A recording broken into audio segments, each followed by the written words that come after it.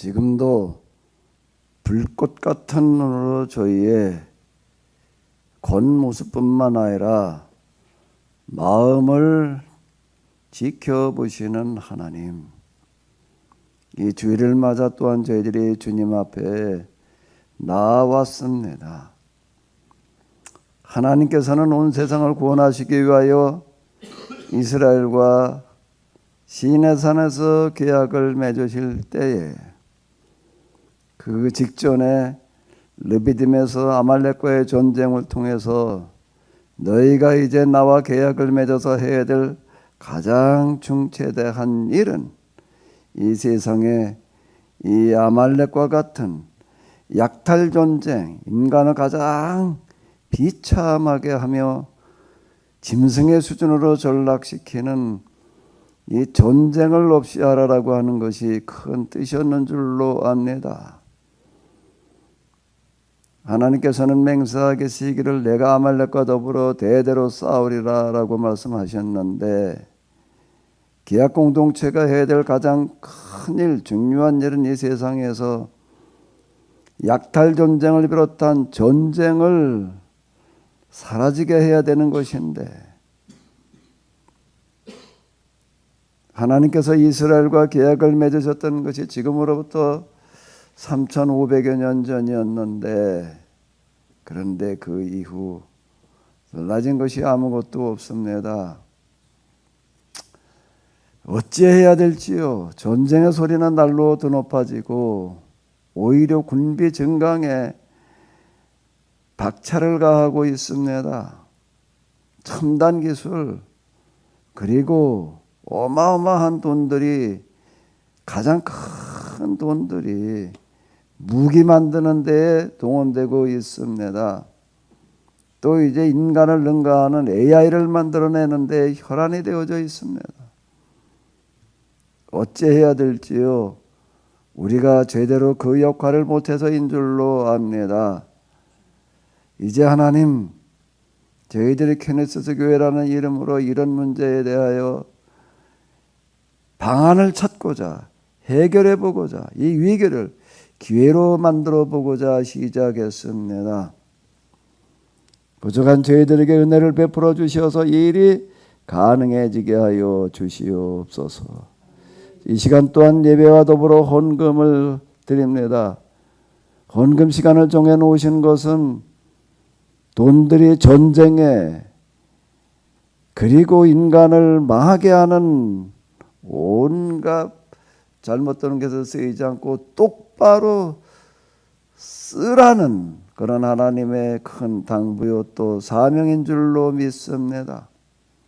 그런데 그간 이스라엘 역사 교회사를 돌이켜 놓고 볼 때 하나님에게 물질의 축복을 빌고 있었습니다. 세상 돈들에 대한 사명감이 없었습니다. 주인의식이 없었습니다. 불쌍히 여겨 주시옵소서. 속히 이 세상의 돈들이 한 곳으로 모여져서 똑바로 쓰이게 하여 주시옵소서. 창세기의 마지막 이야기에는 요셉의 사역이었습니다. 요셉은 애굽의 돈들을 모두 모아다가 애굽을 똑바로 만드는 데에 빈부, 신분, 지위 격차가 없는 그런 나라를 만드는 데에 썼던 것을 저희들이 알고 있습니다. 창세기의 이 말씀은 이제 너희가 이제는 애굽에서만이 아니라 온 세상에서 돈들을 똑바로 쓰는 자가 되어라라고 하는 그런 당부의 말씀인 줄로 압니다. 그런데 지나간 이스라엘 역사, 교회 역사 속에 이런 신앙이, 가르침이, 설교가 없었습니다. 우리를 불쌍히 여겨 주시옵소서. 오늘 이 헌금을 드리는 이들에게 함께하여 주셔서 세상의 돈들이 하루속히 똑바로 쓰여질 수 있는 그날 속히 오게 하여 주시옵소서. 우리 주 예수 그리스도의 이름으로 기도합나이다.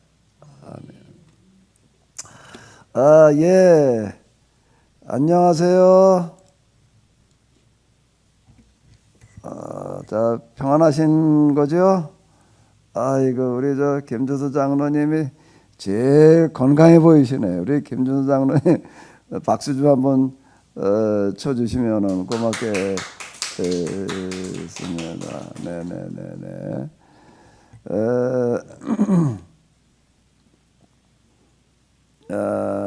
또 오늘 우리의 본문의 말씀을 보도록 하겠는데요. 누가복음 4장 18절 19절을 먼저 읽으시겠습니다.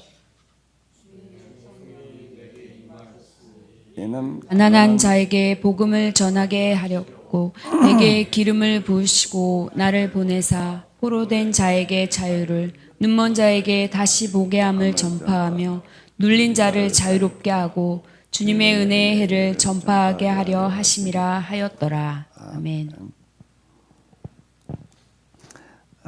자, 또 이사야서 61장 1절에서 2절을 또 같이 보시도록 하겠습니다. 주 여호와의 신이 내게 임하셨으니 이는 여호와께서 내게 기름을 부으사 가난한 자에게 아름다운 소식을 전하게 하려 하심이라. 나를 보내사 마음이 상한 자를 고치며 포로된 자에게 자유를 갇힌 자에게 노임을 전파하며 여호와의 은혜의 해와 우리 하나님의 신원의 날을 전파하여 모든 슬픈 자를 위로하되. 여기 지금 제가 일부러 개역 성경을 읽었는데요. 우리 하나님의 신원의 날, 신원이라는 날을 우리가 요즘 별로 안 쓰는 단어이긴 한데 원수 갚으심이 되겠습니다. 지금 개역 개정에서는 보복의 날, 뭐 보복이나 원수 갚으면 이제 같은 그런 얘기가 이렇게 되겠는데, 우리가 지난주에도 봤던 것처럼 근데 예수님께서는 본문을 찾아 읽으실 때 어디까지만 읽으셨는가 하면 여호와의 은혜의 해를 전파하게 하려 하심이라 해서 여기를 빼놨다라고 하는 게 초점을 맞춰가지고 지난 시간에 좀 봤고요. 오늘도 이어서 아마 다음 주 한 번 더 다음 주 한 번 더 가지고 될려는지 모르겠는데 같이 생각을 해보시도록 하겠습니다. 예수님께서 세상을 구원하러 오셨다.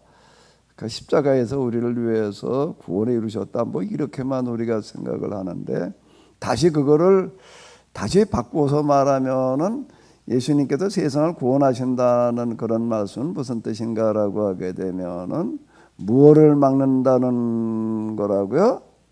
하나님의 원수 갚으심을 막으러 오셨다라고 하는 그런 뜻이기도 하겠습니다. 자, 지난주에도 이걸 좀 이제 말씀을 드렸었는데 지난주에 우리가 봤던 내용이 되겠습니다. 하나님의 원수 갚으심. 내 원수를 사랑하라는 게 무슨 뜻이냐? 윤리 도덕으로 놓고 본다면은 손양한 목사님식으로다가 원수를 아들을 죽인 원수를 사랑하는 게 되겠지만은 그건 윤리 도덕 차원에서 이야기이고 성경은 윤리 도덕 차원을 말하는 게 아니라 더 높은 차원, 종교적인 차원을 이야기를 하는 건데 종교적인 차원이라고 하는 게 인간의 의식의 차원 가운데에서 제일 높은 차원을 말하는 겁니다. 흔히 우리가 예술이라는 말을 써요. 대단한 걸 가리켜서 이건 예술이다. 그거보다 더 높은 차원의 예술보다 더 높은 차원이 종교라고 하는 이 차원이 되겠는데 원수를 사랑하라는 그런 말씀은 하나님 원수 갚으심을 막으라. 신년을 선포하시는 거는 이제 그런 뜻이다라고 이렇게 볼 수가 있는 거고요. 이제 지난주 마지막에 이런 물음만 던져놨습니다. 한번 읽어보실까요? 나는 하나님의 자녀인가? 혹시 원수가 아닐까? 라고 하는 거를 염두에 두면서 이제 오늘 또 같이 이렇게 한번 보시도록 하겠는데요. 자, 뭘 물어봐야 될까? 이렇게 질문을 하면은 어려운가? 물음 1 그랬습니다. 지난주에 했던 거 또 지금 이제 오늘 네 번째인데 다 연결해가지고서 뭐 주일날 한 번씩 들은 거 뭐 지난주에 뭘 했는지도 다 잊어버렸는데 쉽지 않으실 텐데 고민을 좀 해보세요. 고민을 좀 해보시는데 자, 뭘 물어봐야 되죠?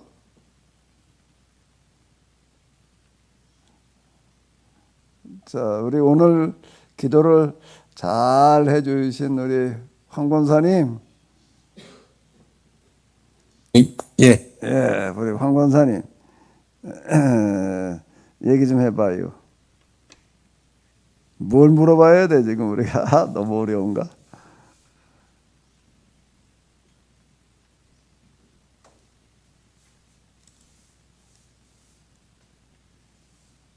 그럼 구체적인 방법은 그러면은 그 교인 뭐 저희가 거룩한 나라 하나님 나라를 이제 세우는 건데 그럼 구체적으로 그 방법이 어떤 건가 고민해야 하지 않을까 생각합니다. 네, 뭐 이건 뭐 답이 따로 없어요. 답이 없는. 자, 여러분들이 생각하는 것 자체가 이제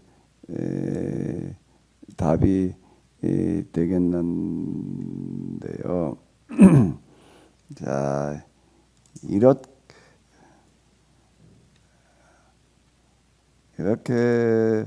물어보겠습니다. 그럼 조금 줄여가지고서 오늘 우리가 물어야 할 가장 큰 오늘은 오늘이고 우리라고 하는 건 이제 우리 듣고 있는 쭉 지난주에랑 그 네 번째 오늘 이제 교회를 듣고 있는데 우리가 지금 물어야 될 가장 큰 질문은 뭘까요? 황 권사님 다시 한번 얘기를 해봐요.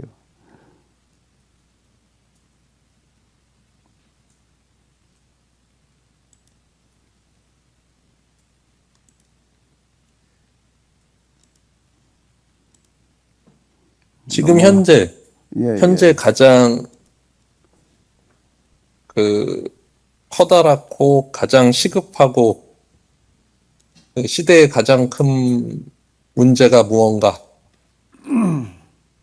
예, 이건 뭐 답이 없습니다. 여러분들이 말씀에다 답이에요. 뭘 얘기하려고 마이크를 떡 꺼내 놓으셨어. 금방 폼을 잡았던 것 같은데. 그러면은 내가 조금 더 범위를 줄여서 생각을 자고요. 역사적인 물음, 역사와 관련되어 가지고 우리가 물어본다라고 하게 되면 오늘 우리는 하나님의 자녀단 말이야. 구원받았다 이렇게 생각을 하는데 혹시 원수가 아닐까라고 하는 거 연관져서 물어본다면은 어떻게 물어보면 좋을까요? 뭘 하나 물어보면 좋을까요?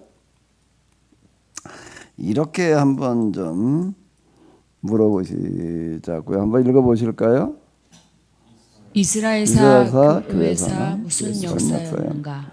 자, 이스라엘사 교회사는 뭘 말하냐면 하나님께서 이 세상을 구원하시기 위하여 세워놓으신 계약의 대장들을 얘기를 하는 거예요. 하나님께서 직접 세상을 구원하시는 게 아니라 세상을 구원하시는 방식이 계약이라는 방식인데 계약의 대상이 있어야 될 거 아니에요. 혼자 계약 맺는 거는 없어요. 혼자 뭐 자기 마음대로 하면 되지 뭐 계약이라고 하는 건 이제 상대방이 있어야 되는 건데 하나님의 뜻에 합하는 사람들을 불러다가 계약을 맺으시고 그 사람들을 통해서 세상을 구원하신다. 그 사람을 통해서 일하시는 하나님이라는 건 이제 제가 그렇게 계속 얘기를 하는 게 지금 이런 뜻이 되겠습니다. 근데 이제 사람을 통해서 일하시는 하나님, 저도 이거 하나님 경험하고 난 다음에 처음 이제 이런 거를 생각해 봤었는데요. 우리가 하나님께서 일하시는 대행자다. 그 하나님의 대책이다. 이제 이렇게 생각해 볼 수가 있는 겁니다. 아니 하나님께서 우리의 대책이시지 우리가 어떻게 하나님의 대책이냐? 이제 이렇게 우리는 생각할 수가 있는데 성경은 이렇게 얘기하고 있다라고 하는 겁니다.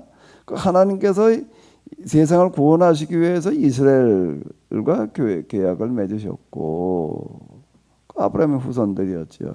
그리고 이제 또 우리가 알고 있는 사도행전 오순절 사건이라고 하는 게 뭔가 하게 되면 거기 모여있던 120여 명의 사람들과 또 계약을 체결하시는 그런 사건이 되겠습니다. 이스라엘 사람들 시내산에서 계약을 할 때에도 하나님께서 직접 거기 이제 빽빽한 구름 가운데 임하셨던 걸 우리가 볼 수가 있는데 이 오순절 성령 강림이라고 하는 게 이제 바로 그런 이야기가 되겠습니다. 그러면은 지나간 이스라엘 역사 2000년 아브라함부터 따졌을 때 그렇습니다. 그 외 역사 2000년 이제 이렇게 보면은 이게 무슨 역사였느냐? 그냥 둘 중에 하나. 하나님의 구원의 역할을 대행하는 대행자의 역사였는가? 아니면은 하나님의 원수가 되는 역사였는가? 하나님의 원수라고 이렇게 얘기를 할 때 하나님의 원수가 세상에 그냥 악마적인 사람들 뭐 이런 사람들이겠지라고 이렇게 생각을 하는데 성경에서 얘기하는 하나님의 역사는 하나님의 뜻을 잘 알면서 역행하는 사람들을 말하는 겁니다. 근데 이제 역행하는 사람들, 뜻을 거역하는 사람들 얘기하는 건데요. 지나간 이스라엘 역사와 교회 역사가 하나님의 자녀로서의 역사였을까요? 하나님의 원수로서의 역사였을까요? 아마 이런 물음을 물어보고 또 생각해 보는 경우가 있나 모르겠네. 놀랍게도 뭐였다고요? 한번 읽어보실까요? 하나님의 원수를 자초한 역사. 하나님의 원수는 누가 하나님의 원수인가 하면은 아예 하나님을 모르는 사람, 하나님을 믿지 않는 사람은 원수가 될 수도 없어요. 그건 그냥 구원의 대상일 뿐이에요. 자, 다시요. 우리는 하나님 원수 그러면 세상에다 하나님도 모르고 그냥 믿지 않고 그저 죄 가운데 터덕거리고 있는 죄의 노예가 되어서 살아가는 사람들일 거라고 이렇게 생각을 하게 됩니다. 그런데 그건 하나님께서 구원하셔야 될 대상이에요. 맞지요? 그래서 하나님도 아직 몰라. 하나님 뜻이 뭔지는 더더욱 모르고 또 하나님 믿지도 않고 그러고 있는 사람들 그건 구원의 대상이에요. 불쌍히 여기셔야 될 대상이에요. 그럼 누가 하나님의 원수냐라고 하게 되면 하나님을 잘 알아. 그래서 하나님을 믿고 있어요. 하나님과 계약을 맺었어. 그래서 하나님을 대신해 가지고 이 세상에서 하나님을 모르는 사람들, 죄 가운데 있는 사람들, 죄가 뭔지도 모르는 거예요. 그러고 있는 사람들을 구원해 내라고 계약을 맺었던 사람들이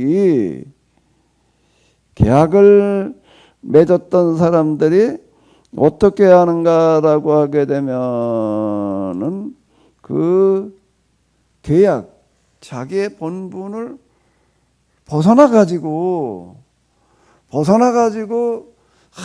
하나님의 도우심으로 나는 하나님의 자녀니까 나는 구원받았으니까 하나님께서 나와 함께 하시니까 내가 이 하나님의 도우심으로 무슨 건강의 복을 받아서 물질의 축복을 받아서 뭐가 어쩌고 저쩌고 자녀의 복을 받아가지고 떠들고 그러고 있는 사람들 그 사람들이 뭔가 하게 되면 하나님의 원수라는 거예요. 이게 지금 우리가 이런 소리를 들어보지를 못해가지고, 이게 아마 어리둥절할 수가 있는 건데, 하나님의 원수는 딴 데 있는 게 아니에요. 자기의 본분을 망각하고 하나님을 안 믿는 사람들이 아니라 믿기는 믿어요. 믿어도 어떻게 믿나 하면 아주 열심히 믿는 사람들이에요. 아주 열심히 확신을 가지고 믿는 이런 사람들이 뭐가 되는가라가 뭐가 된다고요? 하나님의 원수가 된다는 겁니다. 한번 여러분들이 생각을 해봐요. 누군가에게 중요한 일을 맡겼어요. 네가 가서 이 문제 해결을 해. 그렇게 중요한 문제를 맡겨가지고 그냥 여러 가지로 도와줘서 어쨌든 가서 내보냈는데, 근데 가서 그건 잊어버리고 완전 딴짓하고 있으면은요, 그거 어떻게 써요? 배은망덕. 사람이 살다가 이렇게 보게 되면은요, 참 힘든 경우들이 있습니다. 마음이 힘들어요. 정말 견디기 힘든 어떤 이런 거가 뭔가 하게 되면은 정말 믿었던 사람, 정말 그래도 내가 뭔가 잘 해줬다라고 생각하는 사람들한테 배반당할 때만큼 사람의 참이가 힘들어지는 게 없는 겁니다. 배반당했을 때만큼 사람 참 고통스럽게 하는 게 없는 거거든요. 그게 왜 고통스러운가 하면 그렇게 믿고 신뢰했던 사람이 배반한, 그 다음에 그보다 더 큰 원수가 없는 거예요. 이렇게 되는 거예요. 이게 똑같은 얘기가 되는 거예요. 하나님께서 그냥 애굽에서 400년 종살이하던 사람들을 불러내가지고서 400년 노예로 전라 그래가지고서 종살이하는 거는 거기다 벗어나는 거는 불가능한 거예요. 그 애굽이라고 하는 나라 시스템 자체가요, 노예제도를 고착시켜 놓는 시스템으로 구조되어 있기 때문에 그건 불가능한 겁니다. 그런 사람들 하나님께서 특별한 능력, 모세를 통해서 정말 보여줄 수 있는 능력은 다 보여줘 가지고서 그들을 데리고 나오세요. 데리고 나올 때 또 어떻게 하시는가 하면 400년 동안 종살이만 해주고 겨우 그저 밥이나 얻어 먹으면서 그러고 살던 사람도 뭐 품값이라는 게 어디 있어요? 그러던 사람도 400년째 밀렸던 품값을 한꺼번에 목도리로 받아가지고 나오게 하시는 거예요. 아니 생각을 해봐요. 이거보다 더 큰 은혜라는 게 어디 있어? 더 큰 은혜가 있을 수가 있나? 이거보다 더 큰 게 없지요. 그리고 그 다음에 계약을 맺으시고 또 땅을 주시는 거예요. 가나안이라는 땅을 주시고 가서 뭐 딴 거 요구하시는 게 아니에요. 야, 너 이제 내가 너 일어났으니까 너 생명을 다 바쳐가지고 가서 무슨 특수부대 같은 역할을 해라, 그런 것도 아니고, 가나안에 들어가서 땅을 갖다가 다 분배해가지고 나눠주고서 애굽에서 가지고 나왔던 400년 동안 못 받았던 품삯을 한 번에 받아가지고 왔으니 적은 돈이 아니잖아요. 아주 하나님께서는 현실적으로 일하시는 분이시는 거예요. 그래서 이걸 가지고서 어떻게 하는가 하면 너희가 다 골고루 그냥 잘 살아라. 신분지 빈부의 격차가 없는, 전쟁이 없는 그런 세상을 너희가 어디 가서 만들어라, 그게 아니라, 잘 들어야 돼요, 다 흔히 우리가 얘기하는 환경, 인프라라고 하는 걸 다 갖춰 놓으시고 이렇게 살고 있기만 해. 그러면 딴 사람들이 보고서 야, 저 사람들이 믿는 하나님은 저런 하나님이구나. 저 하나님 믿으면 저렇게 잘 살게 되는구나. 그래가지고 사람들이 그냥 다 똑같이 잘 살게 되게끔 만들어라. 보여주는 선교를 해라. 뭘로 보여주나 하게 되면 가가지고서 뭐 희생하는 무슨 고군분투하는 거를 보여주라는 게 아니에요. 아니 골고루 행복하게 잘 살고 있는 거를 보여주라는 거예요. 뭔 도대체 이거보다 더 큰 은혜의 계약이라고 하는 게 어딨냐고. 그 신해단 계약을 비롯한 하나님과 맺은 계약은 은혜의 계약이에요. 부담되는 계약이 아니에요. 이게 지금 아니 400년 종살이던 사람들 거기다 해방시킨 것만 해도 세상에 뭐 그거보다 또 대단한 일은 없는 거예요. 오늘 우리는 노예 시대에 살지라는 게 이게 무슨 얘기인지 잘 와닿지 않을 수가 있는데요.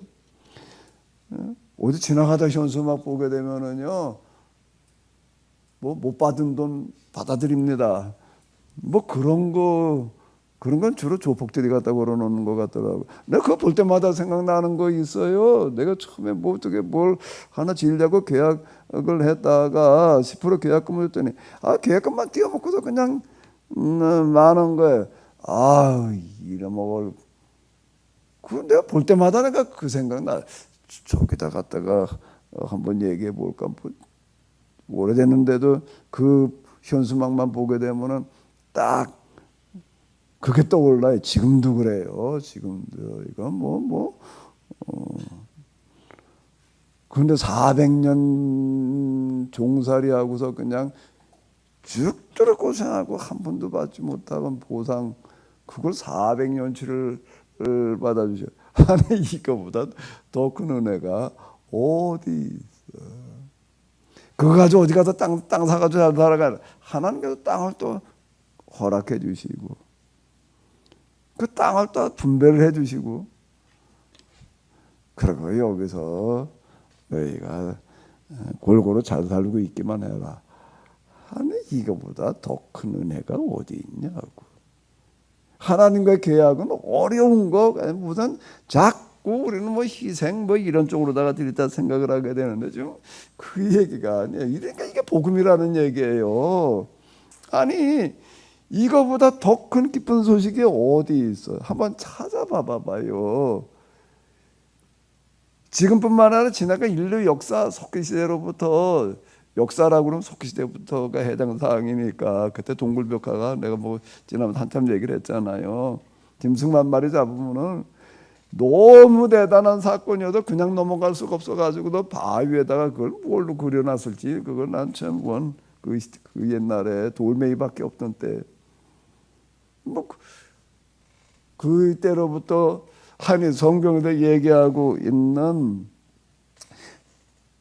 출애굽기, 레위기, 민수기, 신명기에서 얘기하고 그 여호수아서까지 이제 이어져가 놓고 본다면은 그거보다 더 기쁜, 더 대단한 이야기가 세상에 어디 있냐. 구약은 율법 부담스러우니까 이거 해라 하지 말아라 소리나 있고, 신약으로 오면 그냥 예수님 말씀 복음이야.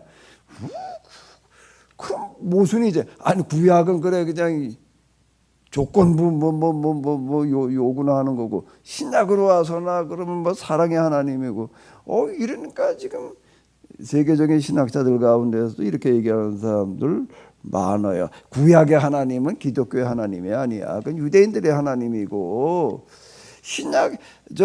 기독교의 하나님은 신약의 예수님이야. 구약의 하나님은 기독교 하나님이라고 그럴 수 없어. 이렇게 얘기들을 하는 모순이 빚어져.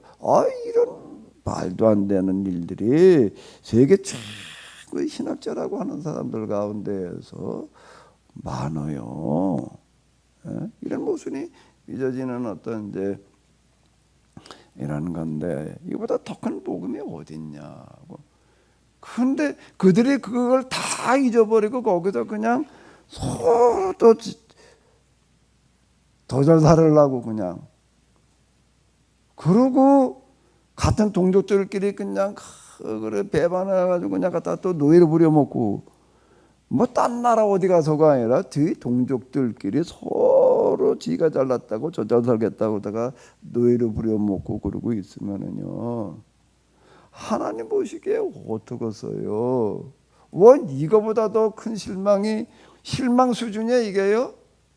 정말 분노가 치밀어도 이거보다 더 치밀 수가 없지요. 그래서 하나님의 원수가 누가 하나님의 원수겠어요? 아직 하나님 모르는 사람이겠어요? 하나님 안 믿는 사람이겠어요? 이게 하나님의 원수라는 게. 그러니까 누가 하나님의 원수였는가 하면 이스라엘이, 하나님의 경우 이스라엘이 하나님의 원수예요. 그 예언자들이 다 그거 지적하는 거 아니에요. 너희가 지금 규약 위반했단 말이야. 이거 빨리 돌이키지 않으면 하나님의 심판을 받을 수밖에 없다. 지금 메소포타미아에 저렇게 지금 아수르가 등장을 하는 게, 바벨론에 등장을 하는 게 그냥 저절로 그냥 거기서 뭐 저들끼리 그냥 지지고 볶고 있다가 어떻게 하다가 등장하는 게 아니야. 하나님께서 지금 원수 갚으시려고 지금 대재앙을 지금 준비하고 계시는 거야. 그 예언자들이 이렇게 얘기를 했다고요. 또 조금 있다가 북왕국 그거 이제 아수르에 망하는 거야. 남왕국은 또 이제 그 다음에 또 이제 바벨론에 멸망을 하는 거예요. 기회를 주셔가지고 그냥 얘기를 해도 안 됐다가, 그때 이제 망할 당시 활동하던 예언자가 예레미야잖아요. 드디어 이제 바벨론이라는 나라가 등장을 한 거예요. 아수르가 등장한 것도 우연이 아니야. 바벨론에 등장을 한 것도 우연이 아니에요. 왜 우연이 아닌가 하면은 이스라엘이 제대로 갔다라고 한다면 메소포타미아 지역까지 이 복음이 전해져 가지고서 바벨론 같은 그런 제국이 등장할 이유가 없는 거지요. 아수르 같은 그런 강포한 나라가 등장하지 않도록 막았어야 될 일인 거예요. 그걸 못 막다가 저들끼리 그냥 저 잘 살겠다고 그러다가 이런 걸 망각해가지고서 이런 비참한 일들이 벌어지는 거예요. 아수르가 등장을 해가지고 대제국이 돼가지고서 그냥 수많은 나라 민족 다 초토화시키는 게 누구 책임인가 하면 이스라엘의 책임이에요. 이게. 또 바벨론이 등장해가지고 더 넓은 제국을 만들어가지고 또 그런 것도 그것도 다 이스라엘의 책임인 거예요. 바벨론에 등장을 해가지고 유다를 압박해 올 때 그때 활동을 했던 예언자 예레미야는 뭐라고 얘기를 하냐면 바벨론에 대항하지 마라. 대항해봐야 소용없다. 하나님께서 바벨론을 통해서 우리를 징계하려고 보내신 건데 그거 대항한다고 그게 될 노릇이냐. 학생이 하도 잘못을 하니까 선생님께서 그냥 도저히 말로 하다 안 돼가지고 이제 우리 때는 손바닥 많이 맞았는데 손바닥 내차 저거 3cm짜리 저 대나무 자 있었어요. 그거 가지고 그냥 그거 가지고 안 되면 그 다음에 이제 뭐 종아리 가지고도 안 되면 그 다음에 몽둥이 가지고 이제 우리가 빠따 맞는다고 그랬는데 뭐도 맞아. 선생님이 자가지고 손바닥을 때리려고 그러고 회초리 가지고 종아리를 치려고 그러는데 선생님한테 왜 때리냐고 달라든다면 어떻게 될까? 그럼 학생이 지가 잘못해가지고 얻어맞으면서 이게 선생님한테 달라든다면 말이 안 되는 얘기죠. 예레미야가 똑같이 얘기를 하는 거예요. 바벨론에 달라들어 봐야 안 된다. 하나님께서 보내신 회초리고 몽둥인데 괜히 역행을 하는 거 그 애꿎은 백성들만 더 죽어난다. 달라들지 마라. 정하지 마라. 이해를 못하는 이런 매국노 말이야. 이게 족구곡 붙어 먹어가지고서 그 매국노 취급당했다고.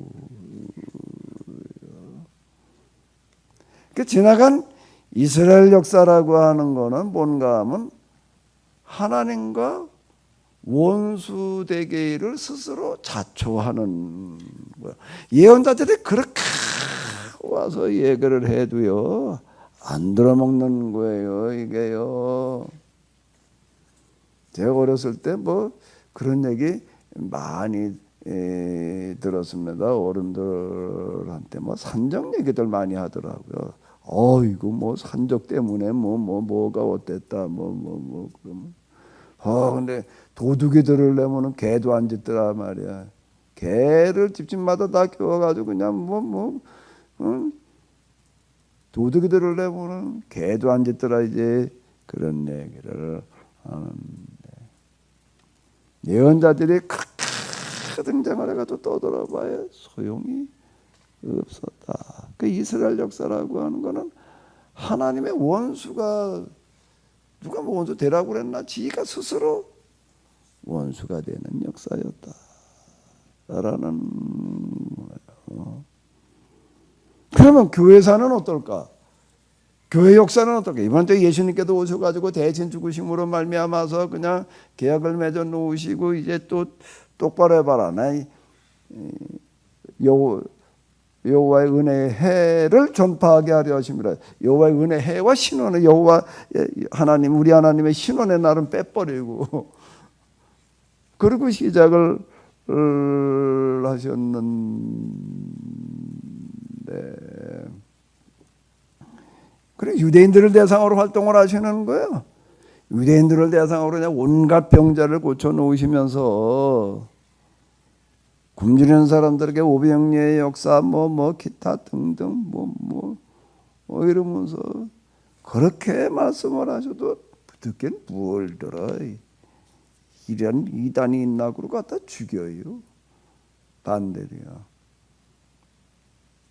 하나님께서 보내셨던 예언자 치고 온전하게 산 사람이 없어요. 다 박해받아가지고 딴 사람한테 죽는 게 이게 얼마나 모술이야. 이스라엘 사람들한테 죽는 거야. 아니 예수님께서 하나님이시면서 하나님의 아드님으로 하나님의 아드님이라는 얘기가 하나님이시라는 그런 뜻이 표현이 이제 그런 뜻이 되겠는데 사람으로 오셨던 예수님은 이제 하나님의 아들 이제 이렇게 부르는 거예요. 근데 딴 사람이 아니야. 이방 나라 사람들이 아니야. 당시 이스라엘 지배하고 있던 로마 사람들한테 돌아가시는 게 아니야. 유대인들한테 돌아가시는 이런 말도 안 되는 모순이 빚어지는 겁니다. 그러니까 도리에 도라도 남기지 아니야. 그거 다 헐려버리라라고 말씀하시는 대로 이루어지는 건데요. 근데 그리고 오순절에 등장한 교회는 그러면 뭐가 어떻게 됐느냐라고 한다면은 300여 년 동안 박해의 시대를 보내고 난 다음에 로마 제국의 국교가 되는데 로마 제국의 국교가 되는 사건이 무슨 사건인지를 그 시대의 지도자들은 몰랐어요. 그 박해에만 대처하고 특히 교리 논쟁에 치중하느라고요. 얼마나 지금 대단한 사건이 일어난 건지를 전혀 모르고 교리 논쟁만 치중하고 그러다가 완전 또 버림받는 이야기로 연결이 되어 그 박해 시대 300년 동안 그 박해를 견뎌냈던 교회 그리고 또 그 다음에 로마 제국의 박해를 받고 있다가 아예 로마 제국의 교회 앞에 무릎을 꿇고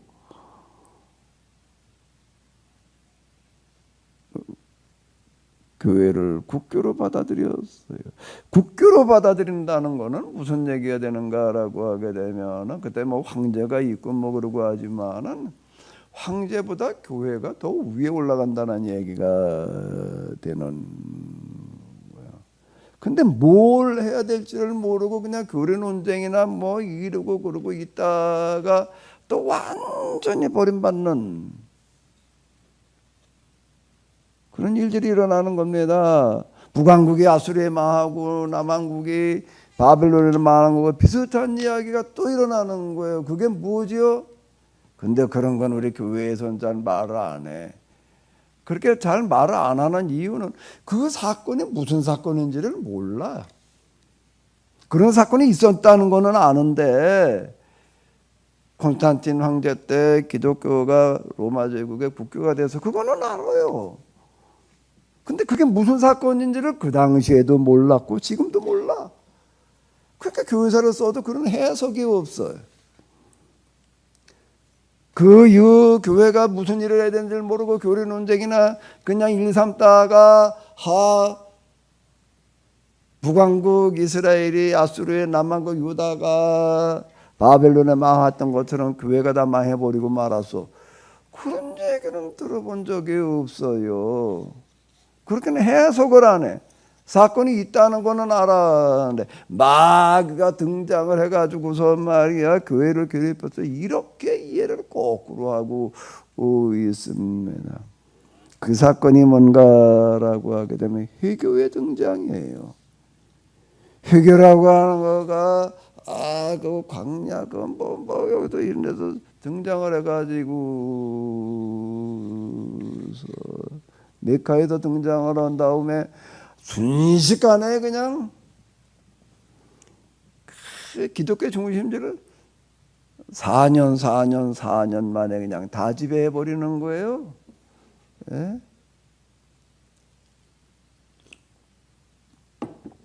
회교가 등장을 해가지고 기독교로 잠식에 들어갈 때 보게 되면 도무지 이해가 안 되는 게 있습니다. 로마 제국의 박해 때는 생명을 내놓고 저항을 했던 교회들이요. 어느 한 교회도 회교가 몰려왔을 때 정한 교회가 없어요. 저항을 하지 않고 어떻게 했는가라고 하게 되면 환영을 했어요. 해방군이라고요. 이거를 우리가 똑바로 알아야 돼. 이게 지나간 역사를 참 정말 역사를 원 이렇게 안 가르쳐도 되나? 그래 우리 교회가 그래 지나간 우리 교회가 어떤 질곡의 과정을 거쳤는지에 대해서 완전 무지. 아예 해석 자체가 없어요. 아니 교회가 회교를 해방군을 받아들였다는 게 무슨 소리냐? 그 교회가 완전 역행을 해가지고 그렇게 되는 건데요. 회교가 등장을 해가지고도 기독교를 다 잠식해가지고도 어디까지 왔나? 포르투갈, 스페인까지 갔습니다. 꼭 이탈리아까지 이렇게 막 왔다 갔다 하다가 그냥 멈춰버리고 말았고요. 또 오른쪽에서는 어디까지 갔는가 하게 되면 사도 바울의 선교지 그거 지금 터키잖아요. 뭐 에베소 오스만 제국이라고 하잖아요. 회교가 세운 그 터키에 세우는 제국을 오스만 제국이라고 이렇게 부르는데 회교가 등장을 해서 오스만 제국을 이거나 그게 무슨 사건인지 의미를 이해를 해줘야지 해석을 해줘야지 역사서라고 하는 거는 그게 다 회교 한순간에 다 넘어가 버리는 사건들이 뭘 말하는가. 그 기독교 보따리 싸가지고 이제 북유럽으로 다 이사를 가버려요. 이제 러시아 뭐 이쪽으로 이제 이사를 간 다음에 그러고 난 다음에 이제 나중에 또 이건 뭐 마귀들이 말이야 우리 거룩한 성지를 갖다 다 지배하고 우리 회교를 마귀시해가지고 이제 이걸 우리가 몰아내자 그래가지고 그냥 볼때처럼 일어나가지고 또 십자군 전쟁이라는 거를 때 벌렸는데 뭐 한 200여 년 동안을 줄기차게 싸우는데 완전 참패. 완전 참패했을 뿐만 아니라 십자군 전쟁의 여파로다가 회교 문화가 들어오게 되었습니다. 200년을 쌈박질했으니 그 회교 문화가 들어와 가지고서요. 기독교 문화가 아닌 회교 문화가 들어와 가지고서 무슨 일을 했는가라고 하게 되면은 중세 기독교라고 하는 거를 아예 멸망을 시켰어요. 그건 무슨 소리냐? 회교 문화가 들어와 가지고서 여기에서부터 이제 무슨 일이 벌어졌나 하게 되면 헬라 문화를 재발견하는 일이 일어나기 시작을 했습니다. 그전에 그냥 다가 내다버렸던 플라톤, 아리스토텔레스 철학이라고 하는 거가 회교를 통해서 기독교로 흘러 들어와 가지고서 이걸 가지고 이제 상인들 귀족 자식들은 이런 거 고졸들도 안 보는데 중인층이었던 주로 상인들의 자식들을 공부를 시켜 놓으니까는 그걸 갖다가 일부 그러면서 새로운 세상을 만들어야 되겠다고 나타나는 거가 그걸 가리켜서 우리가 뭐라고 그러는 거죠? 르네상스라고 그러는. 그래 르네상스는 알아. 그런 사건이 있었다는 거 인문주의 뭐 어쩌고 저쩌고. 그게 우리 기독교에 어떤 의미를 가지느냐는 거는 이건 몰라. 그냥 르네상스라고만 얘기를. 그건 교회사하고는 상관없어. 자, 이렇게나 얘기를 하고 있으니 완전 교회가 싹쓸이 당하는 이야기에 교회사로 넘어와 보게 되면 종교개혁 뭐 어쩌고 저쩌고 해가지고 또 가톨릭 신교해 가지고서 개신교에도 또 30년 동안을 서로 쭉쭉 싸우다가 그냥 결론이 안 나. 뭐 누가 더 그 가톨릭이 오라 개신교가 오라 그 역사에다 물어보면 알아요. 가톨릭은 저들이 옳다고 그러고 우리가 개신교는 개신교가 옳다고 그러고 역사한테 물어보면 알아요. 30년 전쟁이라고 하는 거가 어떻게 됐나 끝이 안 나니까 휴전한 거예요. 휴전하고 그냥 따로따로 가자 이렇게 된 거고요. 그 이후 무슨 복음주의 운동이 일어나 가지고서 뭐 온 세상을 그리스도에게로 그래가지고 개신교 세력이 좀 온 세상에 퍼져나가는 어떤 그런 일들이 있고 그러고 했는데 그런 개신교 주로 이건 개신교 쪽이 그런 일들을 더 주도적으로 했는데 온 세계를 돌아다니면서 또 뭐 식민지 건설하다가 또 싸움이 붙어가지고 1차 대전, 2차 대전 전쟁을 없이 하라고 그래야 돼. 없이 해야 될 교회가 오히려 1차 대전, 2차 대전 식민지를 하니 식민지를 건설하러 댕기면 어떻게 해야 돼? 그래 이게 뭐 그러고 있었던 거 그리고 겨우 지금 뭐 가톨릭 개신교가 남아가지고서 뭐 세상을 구원한다는 어쩌다 떠들고 뭐 어쩌고 그러는데 그러면 이 개신교 이거 뭐 하나님께서 함께 하시는 게 아니냐 이렇게 우리가 생각할 수가 있어요. 우리 구원받았지 뭐 이렇게 생각할 수가 있는데 무슨 사건이 있었는가라고 우리가 다 경험했어. 몇 년 안 됐어. 무슨 사건?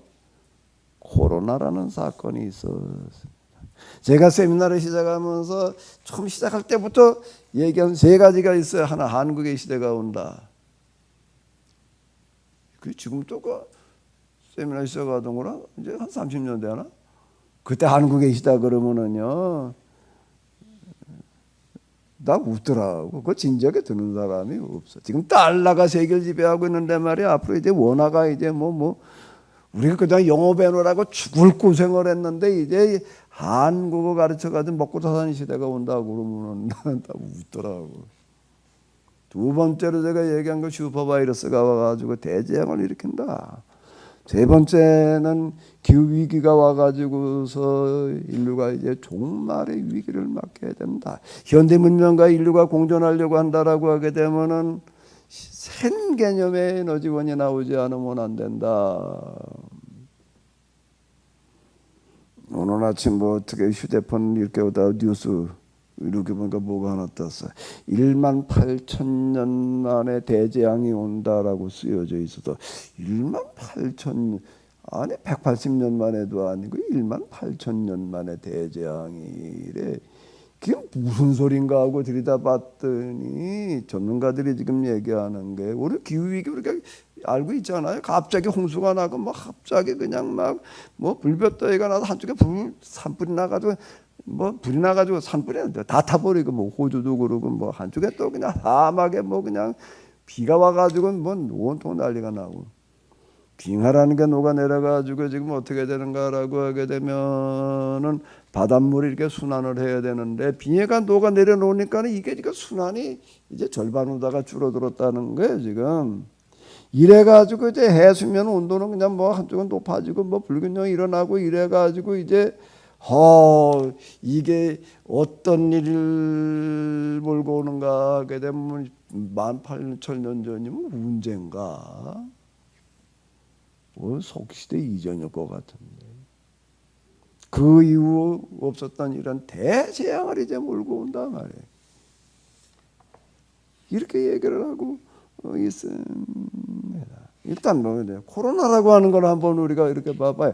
코로나가 왔을 때 그냥 완전 팬데믹에 빠져가지고서 모두 다 마비돼 버렸어. 그냥 마스크 장사들만 아주 그냥 좋은 일 했는데 뭐 갑자기 돈 버는 거 마스크 가진 사람들 제일 큰 돈 벌었어요. 그전에는 마스크 비용자나 쓰고 다니는 줄 알았는데 이제는 그 이유는 마스크가 일상화가 돼버리고 말았는데 팬데믹 코로나 그게 가지고 있는 의미가 뭐예요? 경고예요. 대멸종의 경고인데 특히 누구를 향한 경고였는가라고 하게 되면 우리나라를 일단 놓고 보자고요. 코로나가 우리나라에 들어올 때 제일 곤욕을 치른 게 어딜까? 제일 곤욕을 치른 데가 어디였지? 신천지. 대구였나? 신천지에서 모이지 말라는 걸 그냥 어기고 그냥 집단 모여가지고 코로나가 집단으로 발병을 해가지고 확산을 시켜놔가지고 아주 신천지가 아주 그냥 곤욕을 치렀다고요. 맞지요? 내가 기억이 왔다 갔다 하나? 대구에도 그랬던 것 같은데. 그 다음 두 번째로 곤욕을 치른 데가 어딜까? 교회. 교회에도 또 예배 드리지 마라, 모이지 마라. 무언 소리야 말이야. 예배는 생명이야. 우리는 죽어도 예배는 드려야 돼. 이러고 모이는 교회들이 쪽에 꽤 있었습니다. 그때 은사운동 능력 얘기한 사람 코로나 그까짓 거 걱정하지 마라. 내가 성령이 불면 다 지져놓겠단 말이야. 이거 떠들고 어디 무슨 기도원이었나 어디도 걱정하지 말고 와라. 그렇게 헌데마다 어떻게 되는가 마저 코로나가 그냥 집중 발병이 돼가지고 난리가 난 거예요. 거듭 목사 내외는 그냥 성령운동 능력 은사 얘기하던 사람이다. 걱정하지 말고 와. 그 보니까 교인들이 오면 사모가 콧구녕에다 뭘 발라주던가 어디 보여주는가. 그리고 목사는 그냥 성령이 불러 다 지져놓겠다. 그 목사 그 사모가 걸렸어요. 그 운동하다가 죽은 사람도 있다고. 그러고 났더니 이제 어느 누구도 못 나다. 예배를 어떻게 우리가 보게 밖에 있었단 말이야. 우리가 예배 드리는데 그러고 모이는 교회마다 거짓말처럼 코로나가 그냥 아주 확산이 돼가지고서 난리가 났어. 그 예배를 드릴 수가 없게 돼버리고 말았습니다. 그것만이 아니에요. 코로나가 그런 말은 교인이 오지 못하게 교회가 그냥 아주 그냥 다 어려워졌죠. 다 어려워지다 보니까 대출 받아가지고 교회당 줬던 교회들이요 다 묻어나 버렸습니다. 내가 그 교회 경매 사이트라고 하는데 들어가 봤어요. 교회 경매 사이트가 있대요. 여기 내가 내려와서 집 짓고 있을 때였는데요.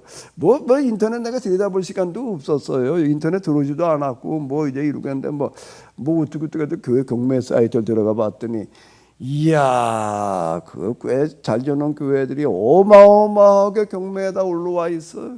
뭘 말하는 거예요? 하나님께서 이 교회 다 버리셨다는 얘기가 되는 거예요. 하나님께 예배를 받으신다고요? 오늘도 주일 예배 와도 다들 드리고들 있으실 텐데 글쎄 지금 하나님께서 받으시는 예배를 드리는 교회가 과연 있을까? 이게요. 아주 코로나 때문에 곤욕을 치렀습니다. 근데 전 코로나 덕 봤어요. 왜? 일찌감치 방송 시스템을 만들어 놔가지고서 이거 가지고 이러고 하니까 그냥 그때 교인들 중에 그러는 사람도 있더라. 목사님은 선견지명이 있나 보래. 어떻게 이렇게 방송 시스템인데 선견지명 가지고 한 게 아닌데 코로나 사태라고 하는 건 하나님께서 이제 넌 더 이상 난 교회를 인정할 수가 없단 말이야. 그 얘기였던 거예요. 그렇게 받아들이는 교회, 그렇게 받아들이는 목회자들이, 그렇게 받아들이는 교인들이 거의 없어요. 이제 코로나 끝나고 나니까 뭐 이제 또 뭐 살판 났다 그러고 그냥 뭐 다 끝난 줄 아는데 뭘 끝나 지금요.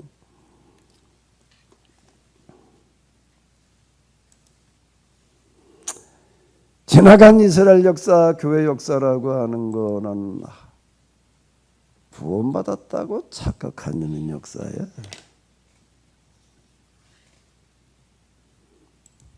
누가 하나님의 원수였는가? 하나님의 원수가 딴 데 있는 게 아니라 누가 하나님의 원수였다고요? 이스라엘과 뭐예요? 교회. 교회가 하나님의 원수였다는 겁니다. 원수였다. 이기만 할까? 원수였다. 그럼 뭐예요? 전에 지금은 교회가 지금 하나님의 원수가 돼 있다. 뭐 누가 그렇게 허락을 했나? 스스로 그렇게 돼버리고. 지나간 이런 역사라고 하는 거는 왜 그 모양이 되냐? 마귀에게 완전 농락당하는 역사예요. 마귀를 모르면은요, 이게 목회자가 설교자가 마귀를 모르고 있으면은요, 꼼짝없이 마귀에게 농락당하고 맙니다. 마귀 뭐 나가 마귀 오면 뭔 상관이야? 마귀 뭐 균일 남자 정신병원에 가 있지 이렇게 생각하게 되면 천만의 얘기. 마귀의 가장 큰 무기는 뭐라고요? 뭐라고 그랬죠? 속임수. 하나 더. 속임수와 더불어 하나 더가 뭘까? 은진이 하나 더가 뭘까?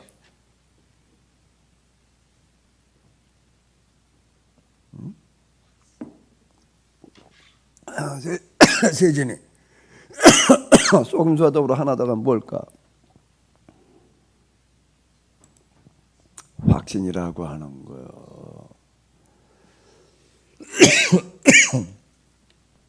마귀의 영이 임하게 된 확신에 빠져가지고 뭐 도무지 의심하지 못하게 만들어 놓고요. 성령으로 충만해지면은 끊임없이 자기를 물어보게 되어져 있습니다. 야, 혹시 내가 뭐 잘못 생각하는 거 아닐까? 잘못 알고 있는 거 아닐까? 내가 지금 이렇게 성경 이렇게 알고 있는 게 맞는 걸까? 끊임없이 물어보게 하는 거는 성령의 역사하심이고, 마귀의 영은 묻긴 뭘 물어? 그냥 믿어. 의심하지 마라.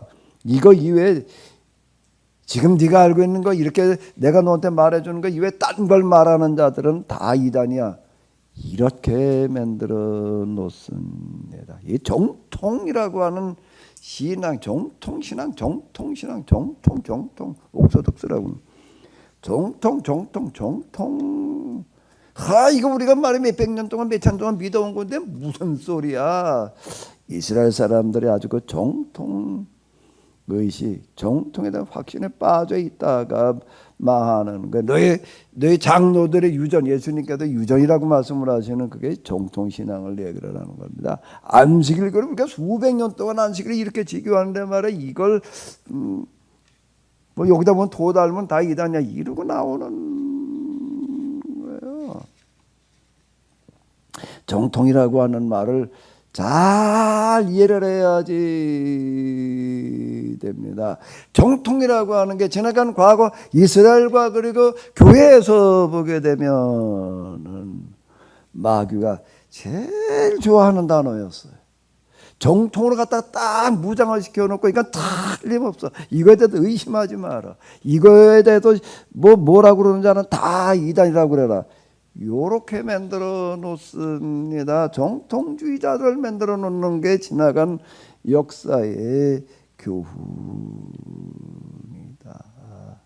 라고 하는 무서운 얘기예요. 이게요. 지금은 누가 하나님의 원수인가? 그럼 마귀 따라다니는 게 자지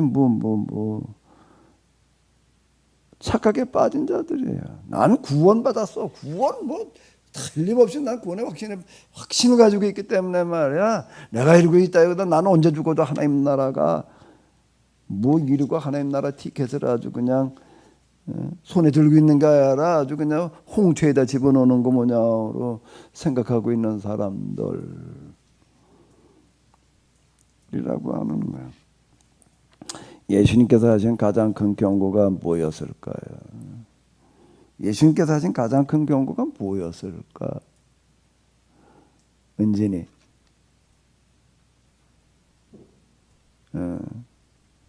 세진이. 하나님께서 예수님께서 하신 가장 큰 경고가 뭐야? 마이크 좀 줘봐.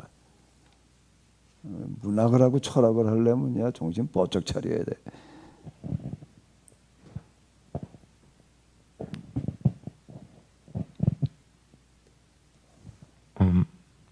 문학이라고 하는 거는 인문학 그 역사 뭐 기타 등도 다 꿰뚫지 않으면은 어려운 얘기다. 예술을 한다는 거, 문학을 한다는 거, 예술을 뭐 노래 만들어도 그렇고 그림 그려도 노래나 작곡이나 하고 부르는 재간만 있다고 되는 게 아니라 그걸 가지고서 사상을 말하게 되기 때문에 그러는 거. 뭐였죠? 그 다른 그 뭐냐 예수가 내가 부활한 예수다라고 속인 일이요. 그런 거라고? 예수님께서 하신 경고의 말씀은 아니 오늘 사회 보신 우리 서집사님 예수님께서 하신 가장 큰 경고가 뭐였을까? 사회로는 처음 보셨나? 너무 잘 보셨어. 네. 가장 큰 경고가 뭐였을까? 착각하지 말라는 거 아닌가? 착각하지 말아라. 그 단어를 착각하지 말라는 단어를 쓰진 않으셨고 예수님께서 쓰신 단어로 표현을 한다면은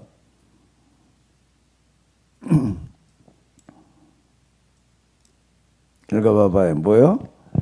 거짓 선 선지자들을 삼가. 거짓 선지자들은 무언가 하면은 잘못 가르치는 자들이에요. 자기가 몰라서도 그렇고요. 그냥 속아서 이 마귀에게 쏟고 있다고 하는 거를 정통 교리 의식에 빠져 있으면 이게 마귀에게 지금 쏟고 있다라고 하는 확실한 증거예요. 이 얘기를 하는 저야말로 누구였는가 하면 정통 교리 절대 신봉자였습니다. 제가 21살 때 교회 나가가지고서 뭐 책 좀 읽다 보다가 2살 때 이제 뭐 회심을 하고 난 다음에 신학교를 갔는데요. 가가지고 교리사를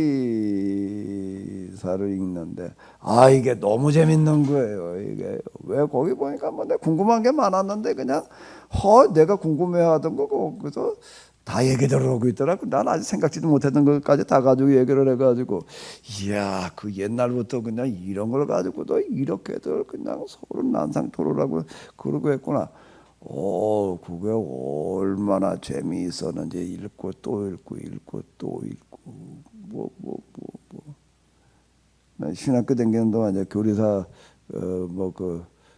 교리사만 가지고 씨름했다라고 할 만큼 제가 그 같은 논문도 쓰고 뭐 어쩌고 저쩌고 이제 다 졸업 논문이란 말 그거 가지고 이렇게 쓰고 그랬었는데요.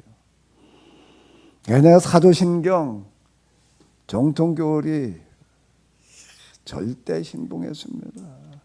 절대 신봉했어요. 그런데 하나님을 경험하면서 이게 깨졌어요. 참 하나님의 은혜에서 그게 깨진다는 거죠. 뭐 어려운 얘기였는데 어떻게 깨졌는가? 마귀를 경험하고 나니까는요. 야 이거 다시 생각해봐야 되겠다. 그래서 성경 다시 보여가지고서 이제 벗어나게 되는데 거짓 선지자들을 삼가라는 거는 잘못 가르치고 있는 자들을 말하는 겁니다.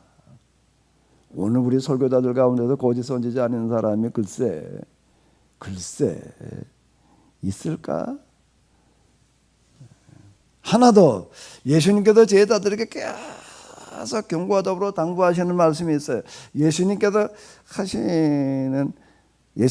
병자 고치는 얘기가 많이 나오는데 꼭 빼놓지 않고 따라다니는 게 뭔가 하면 뭐였지요? 귀신 쫓아내시는 이야기입니다. 귀신 들린 자 고치시는 이야기. 제자들에게 나가서 말씀을 전하라라고 하시면서도 예수님께서 그의 12 제자들을 부르사, 마태복음 10장이에요. 마태복음 10장을 보게 되면 이제 12 제자를 부르셔서 사명을 주시고 이제 전도 내보내시는 이야기인데 10장 1절을 보게 되면 예수님께서 그의 12 제자를 부르다 더러운 귀신을 쫓아내며 모든 병과 모든 약한 것을 고치는 권능을 주시니라. 근데 12 제자를 부르사 뭘 주셨다고요? 더러운 귀신을 쫓아. 믿는 자들에게는 이런 표적에 따르는 저희가 내 이름으로 뭐였을까? 귀신을 쫓아내. 새 방언을 말하며 뱀을 집어 올리며 무슨 독을 받을지라도 해를 받지 아니하며 병든 자에게 손을 얹는 즉 나으리라. 이렇게 마태복음, 마가복음에 기록이 되어져 있는 첫 번째 믿는 자들이 이런 표적에 따르는 애 뭘 하라고? 더 그런 귀신을 쫓아내며 제자들에게 당부하시는 말씀이 귀신 쫓아내라는 말씀이었습니다. 이걸 제가 그전에는 의문이었어요. 왜 이렇게 예수님께 귀신 쫓아냈다는 얘기가 많아? 귀신 들린 사람 고쳤다는 얘기가 왜 이렇게 많을까? 왜 이렇게 제자들한테 귀신 쫓아내라는 거를 제일 첫 번째다가 놓고 이 얘기를 하실까? 그땐 사람 사는 게 힘든 세상이다 보니까 미친 사람이 많았나 보다. 귀신 들린 사람이 많았나 보다. 이렇게 이해를 했습니다.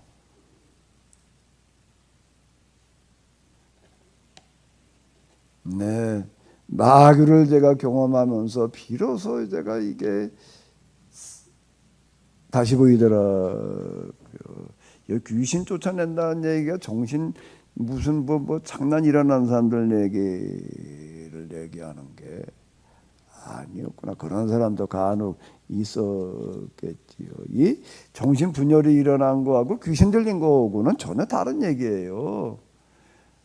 정신 분열, 정신병, 우리가 정신 질환자라고 얘기하는 사람은 사람의 육체도, 사람에게 육체와 영이라는 게, 정신이라는 게 있는데요.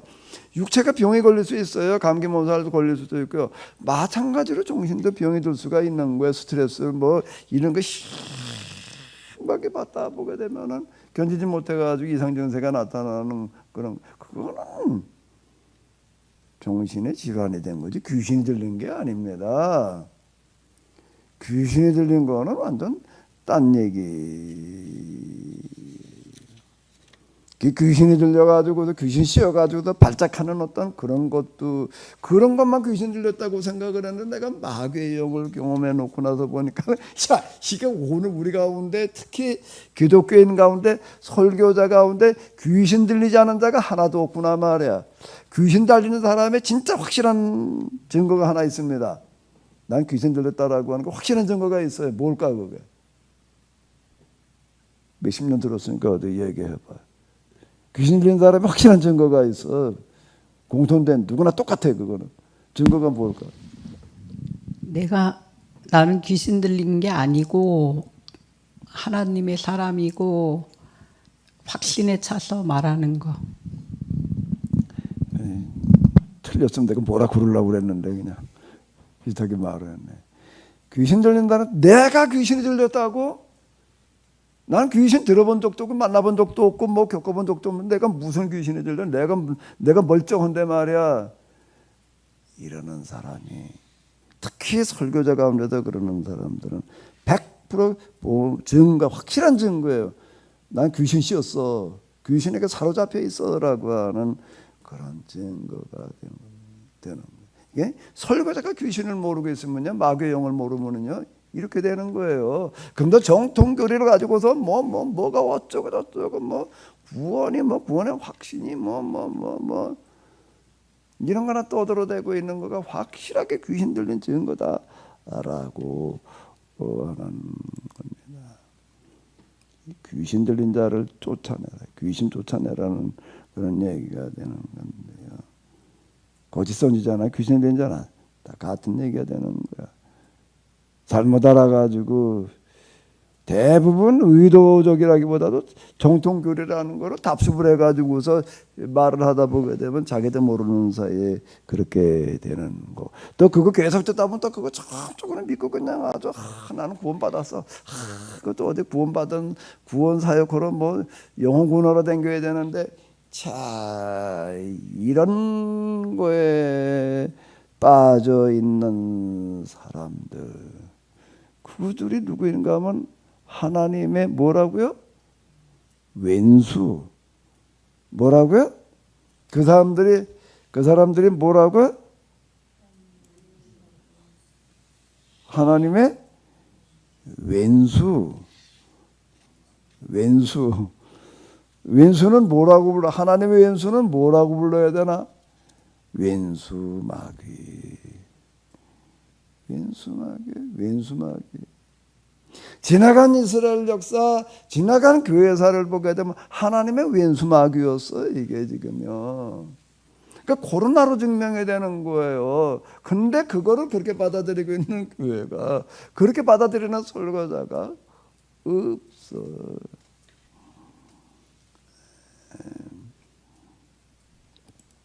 다시 이제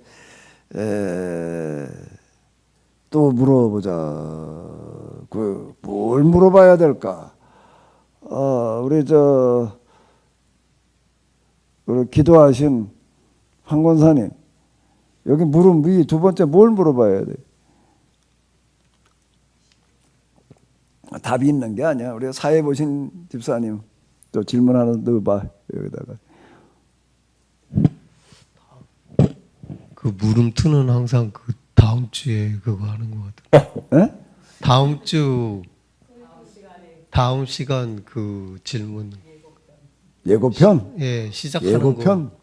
거. 당신이 마이크 들고 있으니까 또 얘기를 해봐.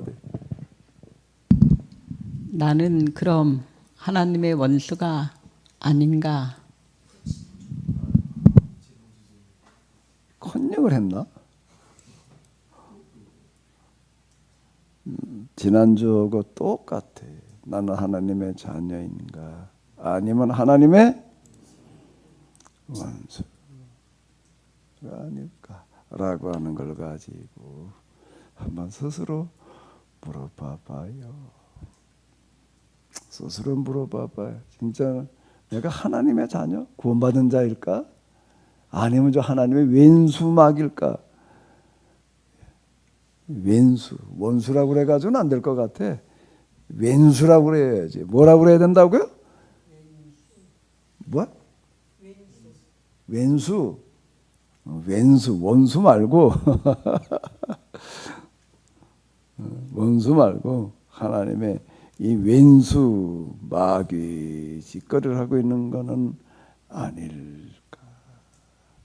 그동안 내가 하나님 열심히 잘 믿는다고 생각을 했는데 글쎄 제가 신학교 처음 들어가가지고 편입을 해가지고 들어가서 처음 그 이제 채플에서도 이제 예배를 드리더라고요.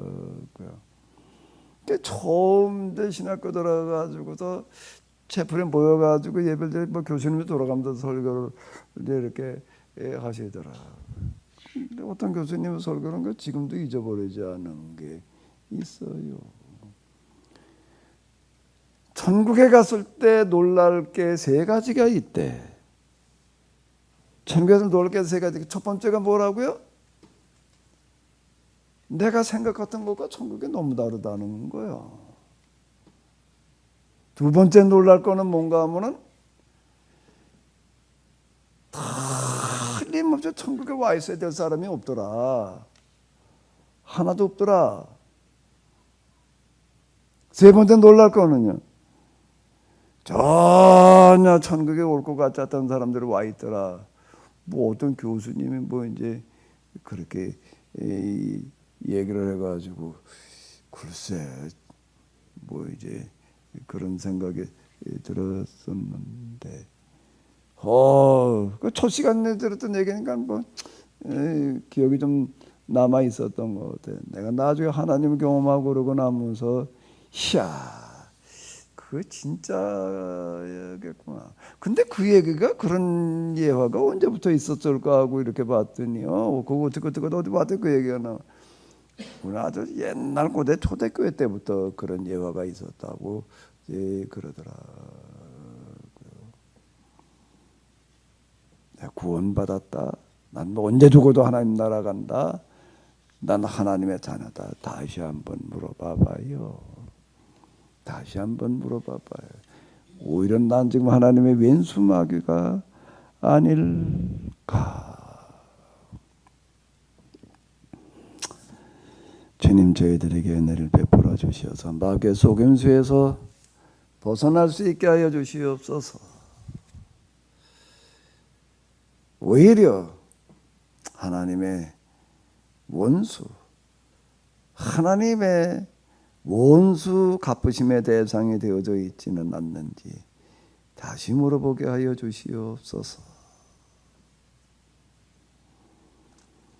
우리 주 예수 그리스도의 이름으로 기도합나이다. 아멘. 하늘에 계신 우리 아버지요, 이름이 거룩히 여김을 받으시오며 나라의 마옵시며 뜻이 하늘에서 이룬 것 같이 땅에서도 이루어지. 오늘날 우리에게 일용할 양식을 주옵시고 우리가 우리에게 죄 지은 자를 사하여 주옵시고 우리의 죄를 사하여 주옵시고 우리를 시험에 들게 하지 마옵시고 다만 악에서 구하옵소서. 내겐 나라와 권세와 영광이 아버지께 영원히 있사옵나이다. 아멘.